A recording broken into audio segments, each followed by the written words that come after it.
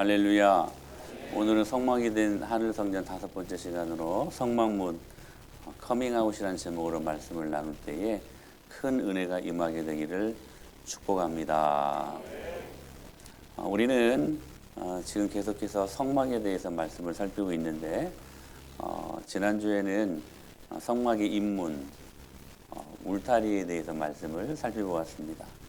그 울타리가 갖는 두 가지 기능이 있다고 말씀을 드렸는데 하나는 경계선이고 또 하나는 보호하십니다라고 말씀을 드렸습니다. 오늘 울타리 안에 들어오신 여러분을 진심으로 예수님의 이름으로 축복합니다. 울타리 안에서 in church, 교회 안에서 in Christ, 예수님 안을 경험하는 저와 여러분이 될 수 있게 되기를 축원합니다. 하나님이 그어놓으신 그 경계선을 침범하지 않고, 그렇죠? 그 성막 울타리 안으로 들어와야 되는데 들어올 수 있는 방법이 무엇인가? 오늘 그 부분들에 대해서 한번 살펴보기를 원하는데 그 방법은 유일하게 하나밖에 없는 성막 문을 통과하는 것입니다. 성막의 문을 통과한다.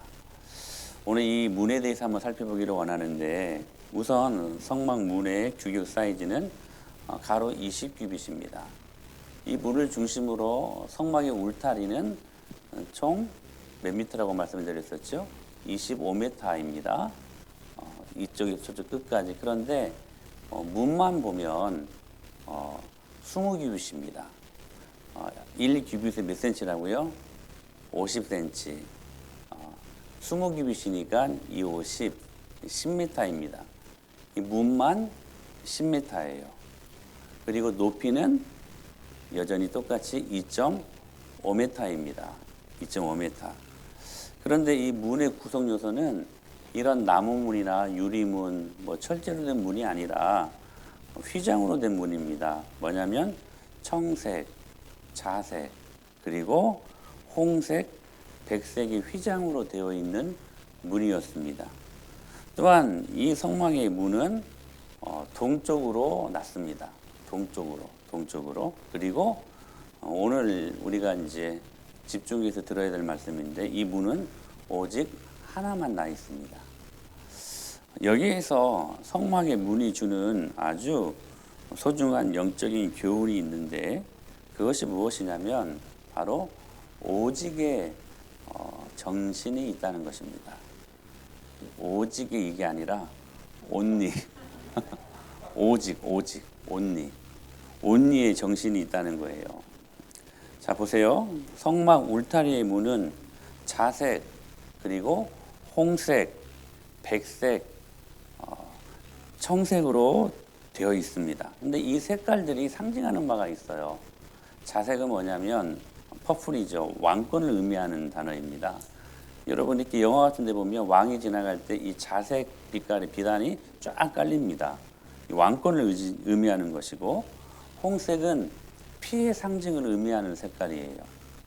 지금 문이 지금 이 네 가지 실로 휘장으로 되어 있다라고 지금 말씀을 드렸잖아요. 근데 그 색깔별로 지금 의미가 있다는 거예요. 세 번째, 백색은 완전함과 부활을 의미하는 것이고 청색은 여러분 청색하면 무엇이 생각납니까? 하늘, 그렇죠? 우리 준이가 잘 맞췄어요. 하늘이죠. 하늘에 누가 계셔요? 하나님이 계시죠. 하늘을 가리키는 색. 근데 이 색깔을 종합해 보면 무슨 말이냐면 왕으로서 그리고 희생하는 종으로서 누가 생각나죠? 완전한 인간으로서 그리고 완전한 하늘에 누가 계셔요? 하나님으로서 누구를 나타내는 거예요? 예수 그리스도를 지금 사중적인 의미로 표현하고 있는 거예요. 자, 여러분 울타리도 누구세요? 예수님이세요. 근데 그 울타리를 경계선 넘어 침범하지 않고 문으로 들어가기 위해 문을 통과해야 되는데 그 문도 누구예요? 예수님이에요. 그러니까 제가 말씀드렸었죠. 378평대는 이 성막을 보면 온통 누구로 도배되어 있다고요? 예수님으로 도배되어 있어요. 울타리도 예수님, 그리고 문도 예수님. 그런데 재미있는 것은 뭐냐면 이 사중적인 의미가 신약 성경의 사복음서에 나타나요. 마태, 마가, 누가, 요한복음. 여러분 마태복음은 왕으로 오신 예수님을 이야기합니다. 그리고 마가복음의 주제는 뭐냐면 종으로 오신 예수님을 말하는 거예요. 딱 맞죠. 그리고 누가복음은 완전한 인간으로 오신 예수님. 그리고 요한복음을 보면 완전하신 하나님이심을 우리는 보게 되어지는데, 이 문을 보면 이 네 가지 색깔이 어쩌면 그렇게 사복음서랑 똑같은지. 할렐루야. 온통 그래서 예수님이에요. 온통 예수님. 사랑하는 여러분, 오직입니다. 오직. 네? 오직. 그러니까 문을 통해서 들어가야 되는데 첫 그 문에서 우리가 맞이하는 그분이 어떤 분이시느냐? 예수 그리스도시라는 거예요. 예수님을 통과한다라는 거예요. 근데 이 문은 딱 하나만 나 있습니다. 동쪽으로 하나. 여러분 보세요.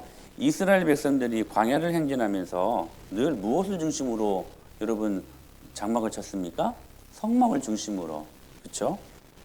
구름 기둥이 그들을 인도했고, 구름 기둥이 머무는 곳에 성막과 성막을 중심으로 온 이스라엘 백성들이 진을 칩니다. 근데 그 중심에 뭐가 있었냐면 성막이 있었어요. 성막이. 그때 이스라엘 백성들이 그 성막을 중심으로 자기네들이 거할 텐트를 진을 치는데, 성막을 중심으로 동서남북 세 지파씩 텐트를 쳐요. 그 성막을 중심으로 이거예요. 자 보세요. 동쪽에 유다, 이사갈, 스불론 지파가 진을 칩니다. 반대 서쪽으로 베냐민, 므낫세, 에브라임 지파가 진을 쳤어요. 그리고 남쪽으로 갓, 시므온, 그리고 르우벤 지파가 진을 칩니다. 그래서 무엇을 중심으로? 무엇을 중심으로? 성막을 중심으로. 그리고 북쪽으로는 단, 아셀, 납달리 지파가 진을 쳤어요. 동서남북 세 지파씩 진을 성막을 중심으로 쳤다는 사실이에요. 사랑하는 여러분, 그래서 여러분들에게 말씀을 드리는 것입니다. 여러분의 인생을 예수님 중심으로 사십시오. 여러분의 가정이 여러분 인처치, 성막, 교회 중심으로 움직이시기를 축복합니다.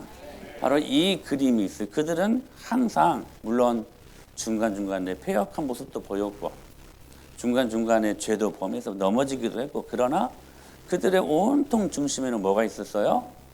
성막이 있었어요. 그 안에 살아계신 예수 그리스도. 여러분 예수님이 중심이 되어 사십시오. 여러분 교회가 중심이 되어 사시면 틀림없습니다. 제가 지난주에 말씀드렸잖아요. 그 예수님 안에서 우리가 거할 때에 주님 우리 생명을 보호하시고 우리 소유를 보호하시고, 이게 진짜 귀한 축복이라니까요. 여러분 쉽게 말하면 버는 것 얼마나 귀합니까? 근데 버는 것보다 더 귀한 게 뭔지 아세요?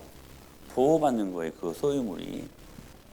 근데 in church, 교회 안에서 이 모든 것들을 보호받을 수 있다는 사실이에요. 그러니 얼마나 귀한 것입니까? 예수님 중심으로, 교회 중심으로 사십시오. 그런데 중요한 것은 뭐냐면, 자, 광야 이스라엘 백성들의 수가 최소 당시 200만 명입니다. 그러니까 작은 숫자가 아니에요. 그러니까 그 200만 명이 성막 제사를 드려야 되는데, 자, 편의상 한번 보십시오. 동서남북으로 각 지파가 여러분 드나들기 쉽도록 4개의 문이 필요치 않았겠습니까? 한번 보시겠어요? 자, 서쪽에 이 지파의 사람들이 성막 예배를 드리기 위해 이쪽으로 이렇게 돌아갔거든요. 이런 불편 없이 여기에 문이 났으면 얼마나 좋았을까? 그렇죠? 서문이 났으면 얼마나 좋았을까? 자, 보세요. 남쪽으로 갓, 시므온, 르우벤, 이분들은 이쪽으로 가서 예배 드렸거든. 동쪽에 성막 문이 났기 때문에. 그런데 이쪽이 문이 났으면 얼마나 좋았을까? 남문. 그렇죠? 북쪽도 마찬가지예요. 단, 아셀, 납달리 이 지파의 사람들도 이 하나로 난 이 문을 통하여서 예배를 드렸어요. 그렇지 않고 여기에 문이 나면 얼마나 좋았었을까? 북문. 근데 문이 네 개가 있지 않았어요. 동쪽에 난 오직 한 문. 오직 하나밖에 없는 문. 할렐루야. 사랑하는 여러분, 성막 안으로 들어갈 수 있는 유일한 문은 오직 하나였어요. 절대적인 가치. 절대적인 가치. 상대적이지 않아요. 절대적이에요. 오직 하나예요. 오직 하나. 오직 하나. 여러분, 노아가 만든 방주의 문도 오직 하나였어요. 오직 하나였어요. 여러 개 문이 있지 않았어요. 오직 하나의 문. 할렐루야. 다른 문은 없어요. 다른 문은 없어요. 절대적이에요. 절대적이에요. 천국에 들어가는 문은 예수님 뿐이지요. 천국에 들어가는 문은 예수님 뿐이지요. 몰라요? 다른 길은 없어요. 아멘. 천국에 들어가는 문은 예수님 뿐이지요. 할렐루야. 문이 하나예요. 절대적인 문. 절대적인 문. 사랑하는 여러분, 우리가 구원에 이르는 문은 오직 하나, 예수 그리스도십니다. 그래서 예수님이 이렇게 말씀하셨어요. 요한복음 10장에서 시작.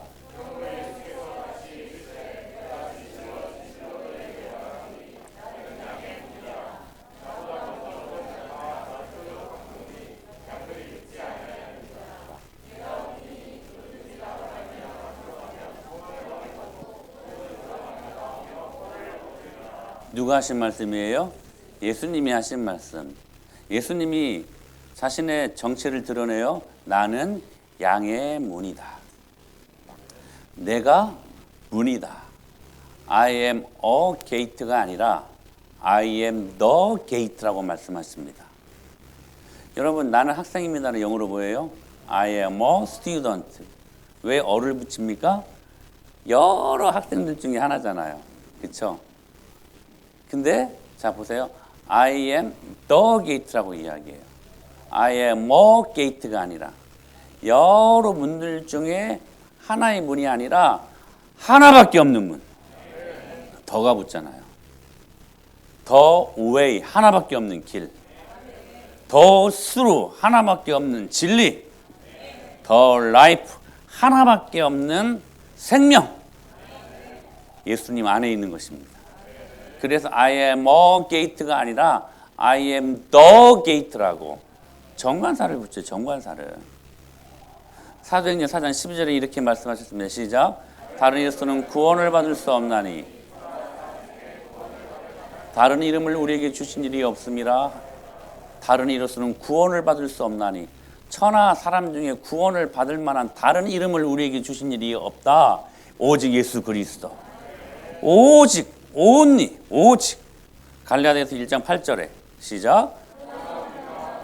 하늘로부터 온 천사라도 우리가 너에게 전한 복음 외에 다른 복음을 전하면, 다른 복음이 뭐예요? 예수님 외에도 구원이 있다라고 말하는 썩어빠진 복음, 다른 복음. 이 다른 복음을 전하면 저주를 받을지어다. 심각하게 말씀하시지 않습니까? 가이사랴 빌립보 지방에서 예수님이 여론조사를 돌립니다. 뭐였냐면 사람들이 나를 누구라고 생각하는 것 같냐, 제자들에게 물어요. 여론조사를 해요. 그때 제자들이 이렇게 말합니다. 시작. 이르되 더러는 세례 요한, 더러는 엘리야, 어떤 이는 예레미야나. 자 보세요. 그들의 대답이 뭐예요? 더러는 세례 요한, 더러는 엘리야, 어떤 이는 예레미야, 선자 중에 하나다. 자 보세요. 어입니까 덧입니까? 어죠. 어. 여러 사람들 중에 하나. 그러니까 지금 사람들이 예수님을 뭐 어떻게 평가하고 있었냐면 4대 성인 정도로만 평가하고 있었던 거예요. 4대 성인이 누굽니까? 공자, 석가모니, 소크라테스, 그리고 예수님. 우리가 4대 성인으로 그 네 분을 알고 있죠. 당시에 4대 성인이 누구였냐면 세례 요한이었어요. 그들이 경험하는 그 4대 성인 엘리야, 예레미야, 그리고 예수님 이렇게 본 거예요. 그러니까 절대적인 가치로 보지 않고 여러 좋은 사람들 중에 하나, 여러분 그저 여러분 그들은 예수님을 생각하면 그냥 굿보이, 나이스 가이, 그냥 좋으신 분 이 정도로만 여러분 우리 예수님이 그 정도로만 취급되어서는 절대로 아니 되는 분 아니십니까? 근데 4대 성인 정도로 굿보이, 나이스 가이, 좋은 사람. 그러나 여러분 기억하십시오. 굿보이는 세상에 너무 많습니다. 여러분 안 그래요? 어예요. 굿보이가 딱 한 사람 있습니까? 아니요, 많아요. 나이스 가이 딱 한 사람입니까? 아니요, 우리 중에도 보면 나이스 가이들 많아요. 그렇지 않습니까? 좋은 사람들도 많아요. 그러니까 많은 사람들 중에 하나. 이렇게 지금 예수님을 평가했을 그때에 베드로가 쫙 치고 들어왔죠. 뭐라고 고백합니까? 베드로는 시작. 주는 그리스도시요 살아계신 하나님의 아들이신 할렐루야. 무슨 고백입니까? 오직이에요, 오직. 사람들이 다 예수님을 평가할 그때에 베드로는 덜하는 거예요. 오직 예수님은 그리스도시요, 오직 예수님은 살아계신 하나님의 아들이십니다. 이 믿음의 고백을 베드로가 했기 때문에 바요나 시몬아 내가 복이 있도다. 이것을 알게 해내는 혈육이 아니라 하늘에 계신 너희 천부 아버지께서 가르쳐 주신 것이다. 내가 너의 이름으로 너의 그 신앙 고백 위에 이 반석 위에 교회를 세우게 되겠는데 이 교회는 음부의 권세가 이기지 못할 것이다. 내가 그 일들을 위하여 천국 열쇠를 줄게. 천국을 열기도 하고 닫을 수 있는 권세를 내가 너에게 허락할게. 위대한 축복을 하시지 않습니까? 그 고백이 여러분 뭐에서 나타났냐면 오직이에요, 오직. 여러분 우리 예수님 오직으로 믿으십시다. 오직으로 믿어야 돼. 적어도 은혜마을교회에서 저랑 여러분들 함께 목양관계를 이루면서 죽는 날까지 신앙생활 감당할 때에 적어도 우리 교회에서만큼은 우리 예수님 오직 할렐루야. 우리 그러한 관점을 갖고 믿어야 되지 않겠습니까? 우리는 후기 현대주의 시대, 즉 포스트 모더니즘 시대에 살고 있으면서 굉장히 다원화된 문화 속에서 그리고 사고 속에서 우리가 하루하루를 지금 살고 있습니다. 자연스럽게 이 시대가 심어주는 철학사조가 뭔지 아십니까? 상대주의라는 이 철학사조입니다. 그러니까 뭐예요? 상대적인 사고가 만연했기 때문에 뭐가 없어요? 절대적인 것이 없어요. 우리가 구원에 이르는 것도 절대적인 것은 있을 수 없다는 거예요. 상황과 환경에 따라서 그 진리도 얼마든지 변할 수 있다라고. 왜? 중심에 뭐가 있으니까? 상대주의 사고가 있으니까. 그러니까 오직 온리의 개념이 없어요. 온리. 오직 예수 이런 말을 하면 조금 무식하고 조금 좀 이렇게 교양스럽고 이런 사람들로 취급받고 있는 이 시대에 우리가 살고 있다는 거예요. 여러분 성령 충만하십시오. 사실 여러분 성령 충만이 얼마나 핵심적인 능력 있는 여러분 단어 아닙니까? 성령 충만. 그런데 왠지 성령 충만하면 막 무식하고 막 무대뽀 같고 예수님 믿는 사람들도 저기 막 기도원파 사람들 같고 막 그렇게 취급받고 있는 시대에 우리가 살고 있다는 거예요. 사랑하는 여러분, 오직의 개념이 없어요. 이 시대가 그래요. 이 시대가. 그러니까 구원받는 길에도 여러 길이 있다는 거예요.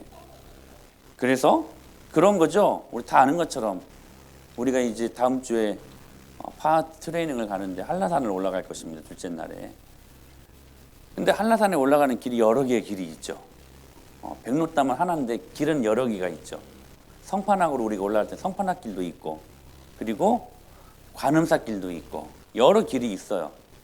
근데 만나는 곳은 백록담이에요. 하나. 이 시대가 이걸 말해요. 구원받는 저 천국은 하나다. 그런데 구원받을 수 있는 길은 여러 가지라는 거예요. 여러 가지. 그래서 기독교를 통해서도 구원받을 수 있고 그리고 불교를 통해서도 결국 만나는 것은 저기 산봉우리라는 거예요. 천국이라는 거예요. 이슬람을 통해서도 구원받을 수 있고 천국에 올라가는 길이 여러 개가 있다는 거예요. 여러분 멋지게 들리십니까? 굉장히 포용력 있게 여러분 들리십니까? 여러분 이 그림 한번 보실까요? 참 재미있는 그림이죠. 자 보세요. 절간에서는 성탄절이 되면 아기 예수님 탄생을 축하합니다. 그리고 교회에서도 초파일이 되면 부처님 탄생을 한 마음으로 축하합니다. 여러분 어떻게 보여요? 멋지게 보입니까? 물론 이건 맞아요. 그렇죠? 너무 배타적인가? 이건 맞지. 예수님 탄생 축하해야지. 문제는 뭐냐면 이거 아닙니까?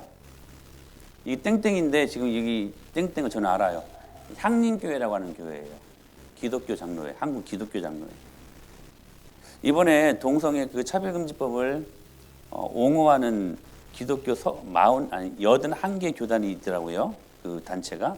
그 중에 하나가 한국 기독교 장로회고 이 향림교회라고 하는 곳이에요. 부처님 탄신을 한마음으로 축하하면 어떡해. 여러분 굉장히 포용력 있고 멋지게 보이십니까? 화합을 막 이루는 차원에서. 혹시 그런 마음이 있는 분들 제가 논리적으로 한번 이렇게 한번 접근해 보겠습니다. 어떤 아내가 자기 남편을 소개합니다. 제 남편을 소개하겠습니다. 여기 있는 사람은 제가 결혼을 해서 저와 지금 함께 집에서 살고 있는 사람이고요. 또 남편이 한 명 더 있습니다. 근육질의 이 남자는 종종 제가 삶이 지루하고 쾌락을 즐기고 싶을 때 만나는 남편이고요. 여기 스마트하게 생긴 남자는요, 제가 분위기 좋게 데이트하고 싶을 때 자주 만나는, 간혹 잠자리도 하는 그러한 제 남편입니다. 저는 이 모든 남자들을 사랑합니다. 여러분 어떻게 보입니까? 굉장히 마음이 넓어 보이고 포용력 있고 멋진 여자처럼 보입니까? 아니요, 천박하지 않습니까? 가볍지 않습니까? 여러분 이런 고백이 있어야 돼요. 여기 있는 이 사람이 제 남자요, 제 남편입니다. 저는 오직 이 사람만을 평생 동안 사랑했습니다. 여러분 이런 고백이 있어야 되지 않겠습니까? 할렐루야. 근데 여러분 사랑은요 배타적인 거예요. 배타적인 거예요. 배타적이지 않으면 어떡해. 제가 제 아내도 사랑하고 제가 다른 사람들도 막 제 아내처럼 막 사랑하고, 그건 여러분 사랑이 아니에요. 그게 마음 넓은 겁니까?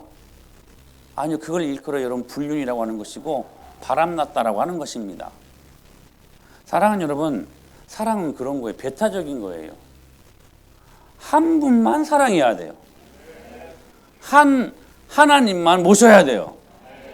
구원은 오직 한 길, 예수님을 통해서만 받을 수 있는 거예요. 그래서 십계명의 제1계명도 뭐라고 말했습니까? 너는 나 외에는 다른 신들을 내게 두지 말라. 무슨 말씀이에요? 오직 하나라는 거예요. 여러분 이것이 무너지잖아요. 그러면 3계명, 4계명, 5계명, 마지막 10계명까지 다 무너지는 거예요. 이 10계명이 1계명부터 마지막 계명까지 다 똑같은 위치 중요한 게 아니라 순서적으로 중요한 것부터 적어놓은 것이거든요. 여러분 가장 중요한 게 뭐냐면 우리 하나님 오직으로 섬겨야 된다는 거예요. 그래야 부모도 제대로 섬길 수 있고. 여러분 그거 아셔야 돼요.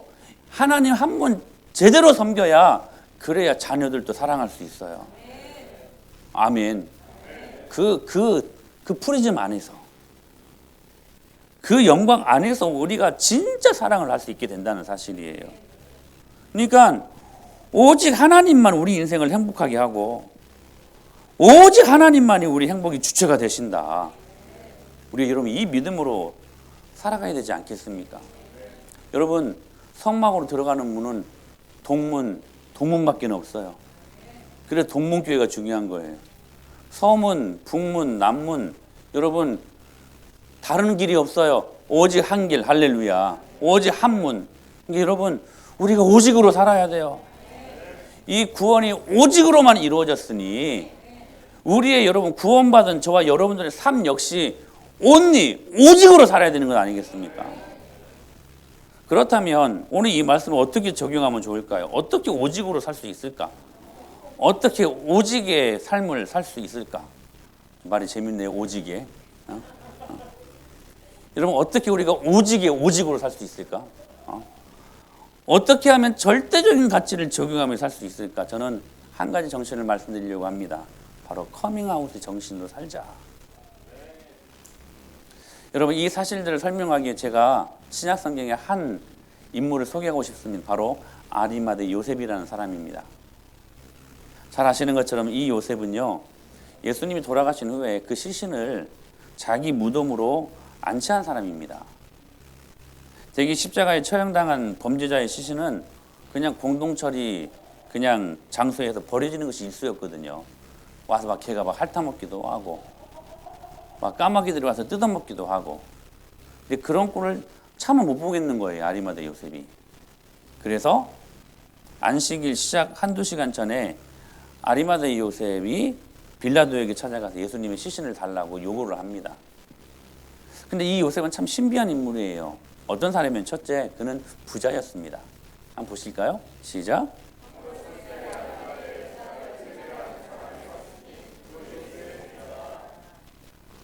예수님의 제자였는데 이 아리마대는 부자였대요. 이 요셉은. 아리마대 지명이 부자 요셉 이런 말이에요. 당시 바위를 파서 새 무덤을 갖고 있을 정도로 부자였어요. 당시 개인 소유로 무덤을 갖고 있었다고 하는 것은 지금으로 말하면 외지고 저기 가평이나 그 정도의 좋은 경치를 이루고 있는 곳에 별장 한두 개 있는 정도, 그런 부자에 해당하는 경우였어요. 그곳에 예수님의 시신을 안치하게 된 것입니다. 그런데 이 아리마대 요셉은 부자임과 동시에 또 한 가지 하나님의 나라를 기다리는 사람이었습니다. 한번 보실까요? 시작.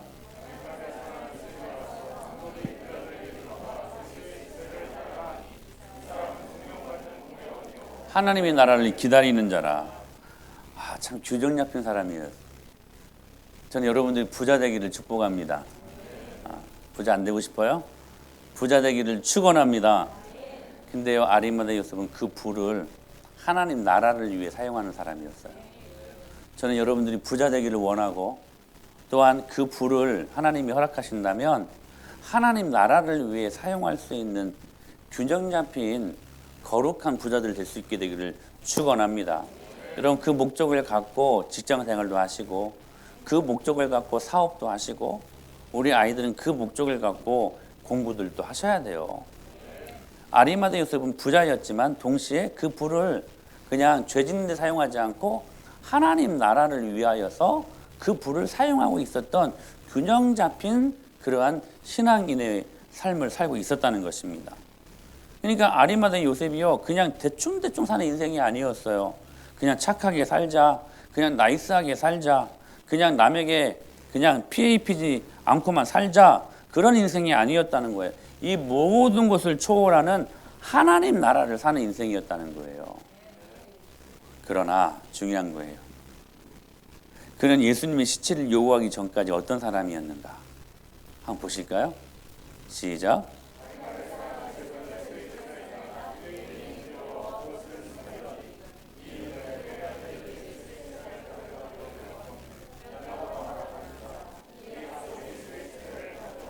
그는 한때 유대인의 그 핍박이 두려워가지고 예수님을 믿고 있었고 예수님의 제자였음에도 불구하고 예수님의 제자됨을 숨기면서 신앙생활을 하는 사람이었대요. 그렇게 말씀하시잖아요.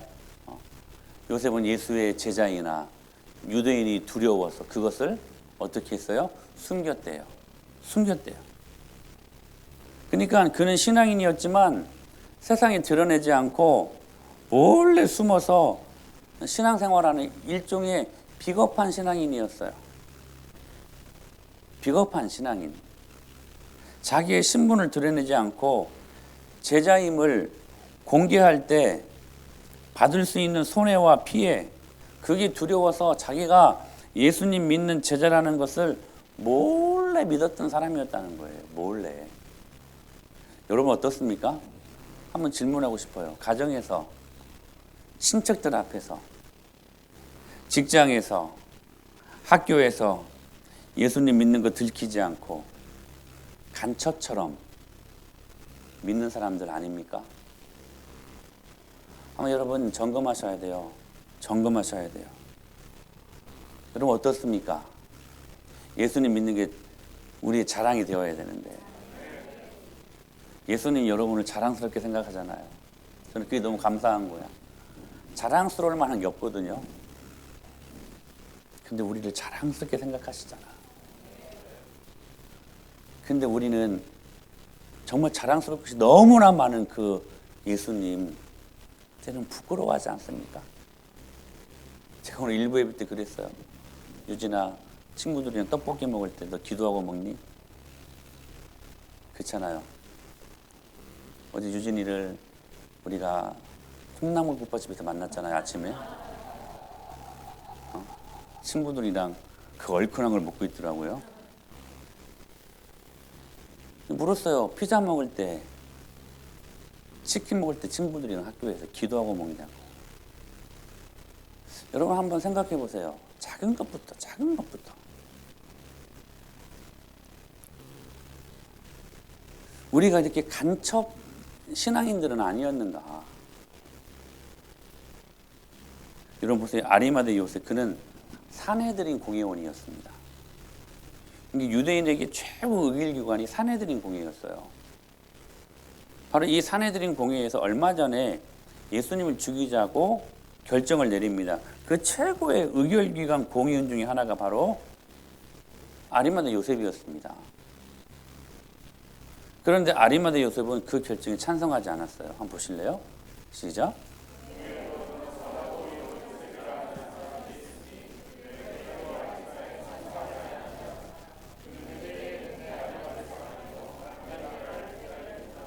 자 보세요. 공회원으로 선하고 의로운 요셉이라는 사람이 있으니 그들의 결의와 그 결의가 뭐냐면 예수님을 죽일 건가 말 건가.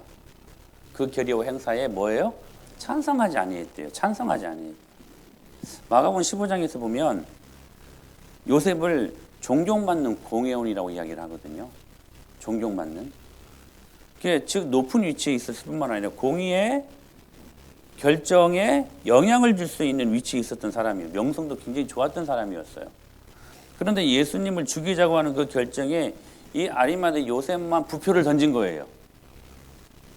무엇을 자처한 것입니까? 왕따를 자처한 거예요. 그 부표 하나 때문에 지금까지 쌓아온 모든 실력, 위치, 모든 누렸던 기득권 다 뺏길 수 있는 상황이에요. 근데 이 요셉이 지금 무엇하고 있었습니까? 커밍아웃 하고 있었다는 사실이에요. 여러분 커밍아웃은요 동성애자만이 하는 게 아닙니다. 여러분 신앙이 커밍아웃을 하시길 축복합니다. 더 이상 예수님의 제자됨을 숨길 수 없다라고 생각한 거예요. 더 이상 이런 식으로 쉬쉬하며 신앙생활 할 수 없다고 결단한 것입니다. 그래서 이 공회에서 커밍아웃 한 거예요. 부표를 던짐으로 말미암아. 사랑하는 여러분, 우리가 이제는 신앙에 커밍아웃을 해야 될 때가 되지 않았습니까? 드러내고 나 예수님 믿는 사람이다. 소속의 결단을 내려야 될 때가 되지 않았습니까? 나는 하나님의 자녀입니다. 나는 하나님의 백성입니다. 그러므로 나는 하나님의 말씀에 순종해야 되는 사람이니 여러분들 저 건들지 마십시오. 저 하나님 믿는 사람입니다. 여러분 커밍아웃 해야 되지 않겠습니까?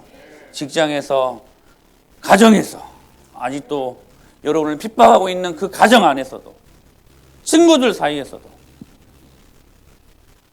그런데 재미있는 것은 이 아리마대 요셉의 커밍아웃하는 타이밍을 보십시오. 예수님이 항상 한창 막 명성을 막 드높이고 인기 좋을 때 커밍아웃 하는 게 아니었어요. 지금 예수님 죽게 된 그 상황 아닙니까? 그리고 시체를 가져온 것은 예수님이 죽은 후에 일어난 일들 아닙니까? 그러니까 예수님이 지금 죽게 된 상황, 그리고 죽은 후에 요셉이 커밍아웃을 해요. 보통 꾀가 있는 사람이라면 예수님이 한참 잘 나갈 때 막 인기도 있고 막 수많은 사람들이 예수님을 따라다닐 때 메시아라고 막 말할 때 우리를 이끌 지도자라고 막 그렇게 평가할 때 따라가면 콩고물이라도 떨어지지. 그렇잖아요. 조금 영리한 사람이라면, 꾀가 있는 사람이라면 그때 커밍아웃하고 예수님 따라다녀야 되지 않겠습니까? 그때는 아니었어요. 오히려 예수님이 죽게 된 상황, 죽은 후에 이 아리마대 요셉이 커밍아웃하지 않습니까? 여러분, 커밍아웃했을 그 타이밍이 아리마대 요셉의 입장에서 보면 무슨 유익이 있어요, 상황이.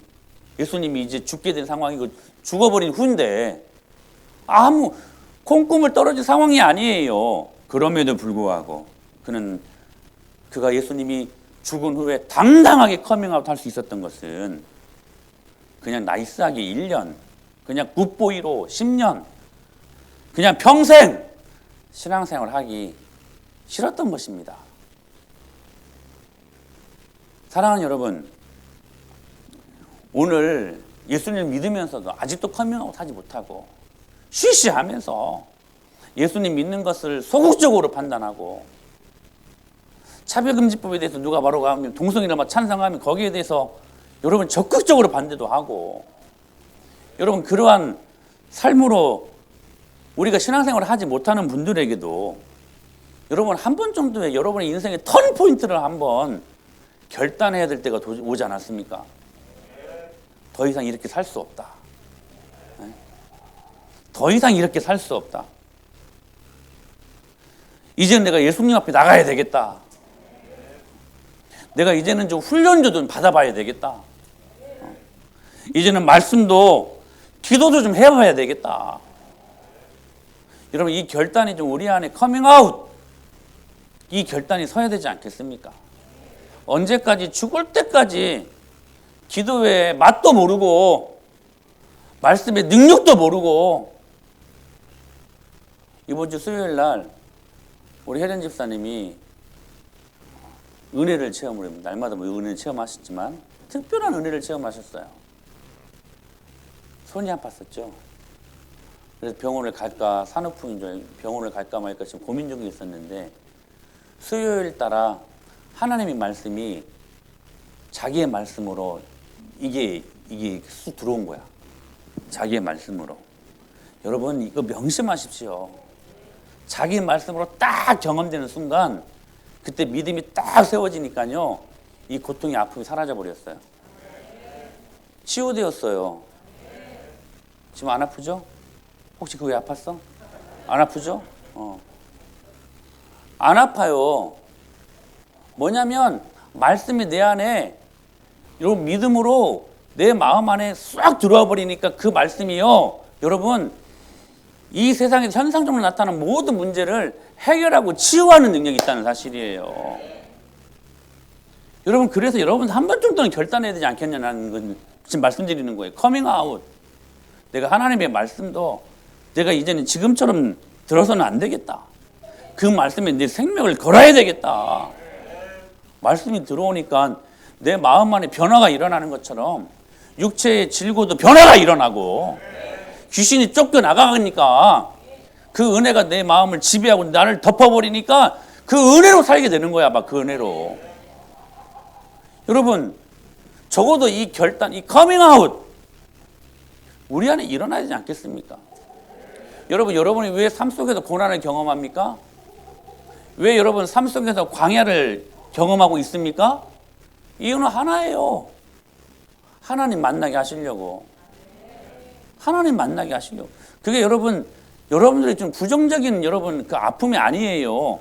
여러분 그 고난을 통해서 주님 만나면 됩니다. 근데 그 고난을, 그 아픔을 하나님 못 만나버리면 완전 생고생이지. 생고생이지. 하나님 만나야 되지 않겠습니까? 그럼 여러분 마음 안에 커밍아웃. 내가 이런 식으로 신앙생활하면 진짜 안 되겠다. 내가 이런 식으로, 저한테도 저는 질문해, 이렇게 목회하면 안 되겠다. 내가 우리 예수님을 정말 제대로 한번 믿어봐야 되겠다. 이 결단이 우리 안에 있어야 되는 거 아니겠느냐 하는 것입니다. 한때는 간첩처럼 숨어서 조용히 내가 손해볼까 봐, 왕따 당할까 봐 두려워서 예수님 믿는 거 지금까지 쉬쉬하며 숨겨왔는데 그거 없어져도 괜찮다고 드디어 커밍아웃 하면서 예수님 죽이자는 공회의 결정에 부표를 던지면서 예수님의 시신을 빌라도에게 요청했던 이 아리마대 요셉. 여러분, 이 아리마대 요셉이 오직의 정신으로 사는 사람 아니었습니까? 여러분, 우리가 아셔야 돼요. 구원의 문이 하나밖에 없는 것처럼, 그래서 오직으로 우리는 구원을 경험하는 것처럼 우리의 삶의 영역 속에서도요, 그 구원받은 오직 예수님으로 구원받았다면 우리의 삶 역시 오직 예수님으로 살아야 돼요. 오직 예수님으로. 할렐루야. 콩고물 떨어질 게 없었어요. 근데 아리마대 요셉이 예수님이 죽은 후에 커밍아웃을 했어요. 무엇 때문이었을까? 예수님이 그 마음 안에 살아계시고 결국 부활하시지 않았습니까? 그걸 믿었기 때문에. 사랑하는 우리 은혜마을까지, 우리 은혜마을 교회 가족 여러분, 우리도 이제 그럴 때가 되지 않았는가 하는 거예요. 커밍아웃 해야 되지 않겠는가? 우리가 예수님을 믿겠다라고 딱 선포했다면 일단 여러분 다리를 걷는 것 아닙니까? 그러면 다리를 건넜으면 그 다리 폭파해버려야지. 사단은 계속해서 뒤돌아보게 하거든요. 예수님을 믿고 구원 받았는데 계속 옛날 본전 생각나게 하는 거야. 그거 여러분 돌아가지 않도록 다리 끊어버려야 되지 않겠습니까? 그래도 안 될 때, 그래도 여차하면 또 뒤로 돌아갈 수 있는 보트 역시도 불태워버려야 되지 않겠습니까? 사랑하는 여러분, 우리 오직의 정신으로 커밍아웃 하십시다. 이 아리마대 요셉처럼 우리 삶이 결단이 필요한 거예요. 보트, 다리 다 태우고 올인할 수 있는 믿음의 결단. 그때 진짜 자유함이 임하는 거예요. 성막의 문이 동서남북으로 나지 않고 단 하나의 문, 오직. 여러분 기도할 때도 오직으로 하십시오. 여러분 인생에 고난이 있을 때 오직 기도하십시오. 다른 거 의지하려고 여러분 갸웃갸웃거리지 말고, 여러분 주님의 은혜 아니면 저 안 됩니다 하는 오직의 정신으로 기도해야 되지 않겠습니까? 여러분 예배도 오직으로 하십시오. 하나님이 영이시니 예배하는 자가 영과 진리로 예배할지니라. 딱 여러분 그 말씀이 선포되면 아멘 하고 지존하신 하나님의 영광 앞에 여러분의 마음을 쏟는 찬양과 할렐루야. 여러분 말씀을 들을 때에도요, 조는 것이 어디 있어요? 눈을 감는 것이 어디 있어요?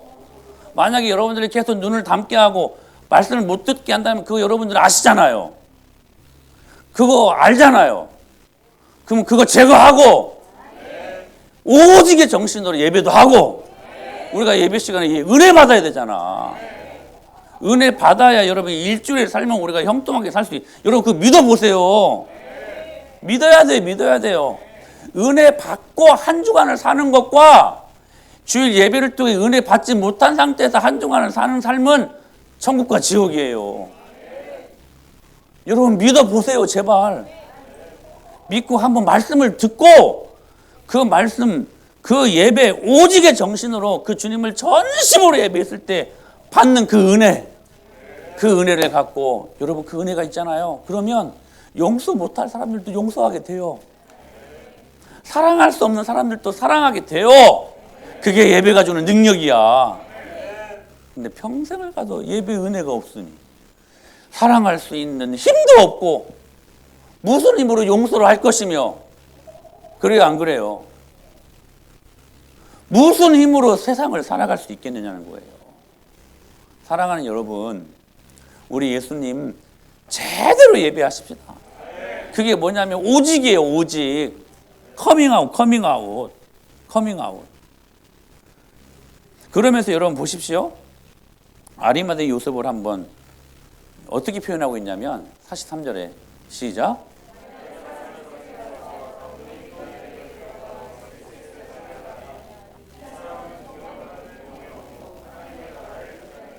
여기 당돌이라는 말이 막 무례하고 예의 없다 이 말이 아니라, 당돌이라는 말이 언어적으로 죽을 각오하고 이런 말이에요.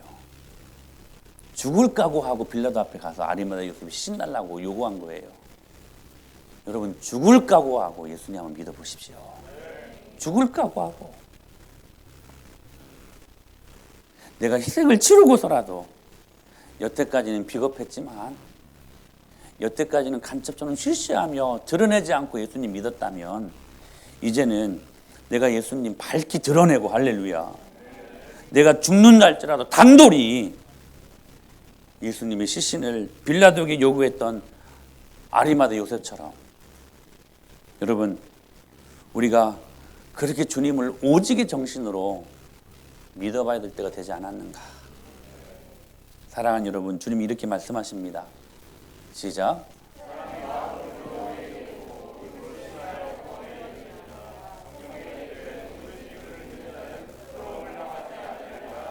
할렐루야. 성경에 이르되 누구든지 그를 믿는 자는 부끄러움을 당하지 아니하리라. 커밍아웃하면 부끄러움 당할 것 같은데 그런데 안 죽어요. 그런데 안 부끄러워요. 왜냐하면 주님이 우리의 그 고백을 지지하시고 그렇게 살게 하신 능력이 주님 안에 있기 때문에 사랑하는 여러분, 드러내는 게 창피하십니까? 그럴 수 있어요. 그럴 수 있어요. 제가 언젠가 푸사 한번 바꾸자고 말씀드렸잖아요. 근데 제가 그건 이해가 돼. 지금까지 그냥 정말 개판으로 살았는데 갑자기 푸사에 딱 보니까 성막이 된 하늘 성전이 딱 있는 거야. 혹시 이 사람이 이단 종교에 빠지지 않았는가? 그래서 그 이해가 돼. 그러나 여러분, 어거스틴도 그런 삶을 살았습니다. 그는 예수님 믿기 전에 조로아스트교에 빠져가지고 방탕하였어요. 사생아도 있었어요. 술집을 전전긍긍하는 사람이었어요. 근데 한 번인가는 예수님 믿고 변화된 후에 그 술집 곁을 지나가는데 여전히 그 평상시에 잘 만났던 술집 여자가 어거스틴을 딱 보더니 오, 어거스틴 씨요. 아는 체를 하더래요. 그때 우리는 창피할 수 있잖아요. 근데 어거스틴이 뭐라고 하는지 아십니까? 지금 당신 앞에 서 있는 그 어거스틴은 옛날에 죽었어. 지금 당신 앞에 서 있는 그 어거스틴은 다른 어거스틴이요. 여러분, 이렇게 한 번 정도 이제는 우리가 결단해야 될 때가 되지 않았느냐. 오늘 저는 여러분들이 이 믿음을 갖고 사람이 마음으로 믿어 의에 이르고 구원이 언제 되냐면 마음으로 믿는 것만 갖고 안 된대요. 뭐라고 말씀하십니까? 입으로 시인하여 뭐에 이른다? 구원에 이른대요. 오직 하나밖에 없는 길. 요한복음 14장 6절에 시작. 예수께서 이르시되 나로 말미암지 않고는 아버지께로 올 자 그 하나밖에 없는 문, 하나밖에 없는 길, 오직의 정신으로 우리 예수님 믿고 우리의 삶의 영역 속에서 그렇게 사십시다. 한 주간 동안 예수님의 능력으로 사실 때에 그 영광이 어떻게 우리 안에 임하는가, 그 은혜를 바라보며 주님 말씀 앞에 세워지는 저와 여러분이 될 수 있게 되기를 축복합니다.